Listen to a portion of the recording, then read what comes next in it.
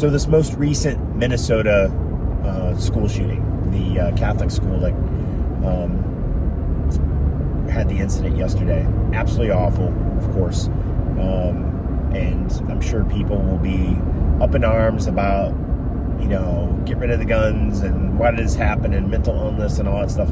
And they're 100% right on a lot of different things. We need to keep guns out of the hands of people that don't or shouldn't have them. I don't know what the answer is. The mental illness thing is ridiculous. That's outside of my wheelhouse. I don't know how to fix that stuff, but I can tell you how we fix schools, churches, commercial buildings, that sort of thing, because I've got over 20 years experience teaching in those areas, and extensive experience the last 15 years. But the thing that bothers me the most is the interview with the 5th grader. This poor kid gets up there and he's recounting the incident from his perspective. And one of the things that he says is, from his perspective, was that the suspect came where they never train, in the sanctuary. I think he was saying that they were at morning mass. That is predictable. If it's predictable, you should be training. There's no way in hell you're going to go to a sports team and say, we're just not going to practice with our wide receivers. They should already know what they need to do. We'll just practice all this other stuff.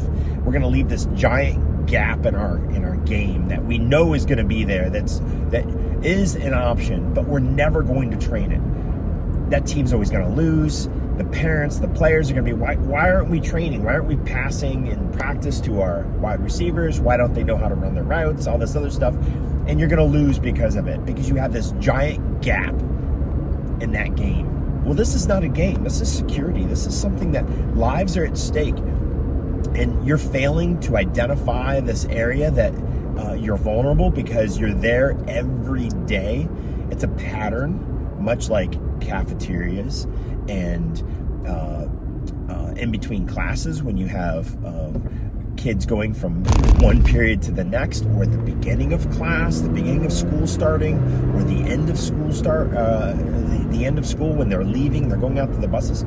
Those are predictable. People know, they understand that they're vulnerable, and the shooters, the threats are evolving, and we are not.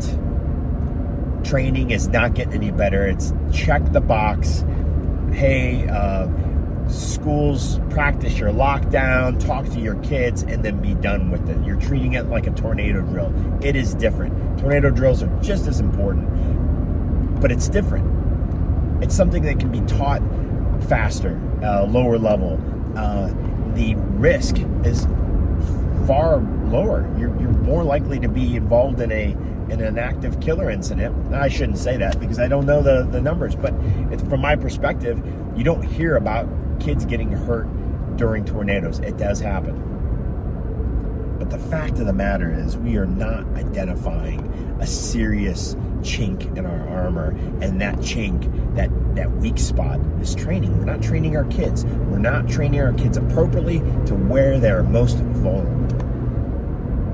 So my thing would be, hey, contact your school and say, hey, when was the last time you guys ran active shooter training, active killer training with your students in a cafeteria? When was the last time you did a tabletop exercise with your faculty about what's going to happen in the cafeteria, on the playground, when they're getting on the buses, when they're getting off the buses, when they're in between periods? Or these are things that need to be covered, and we're not covering them.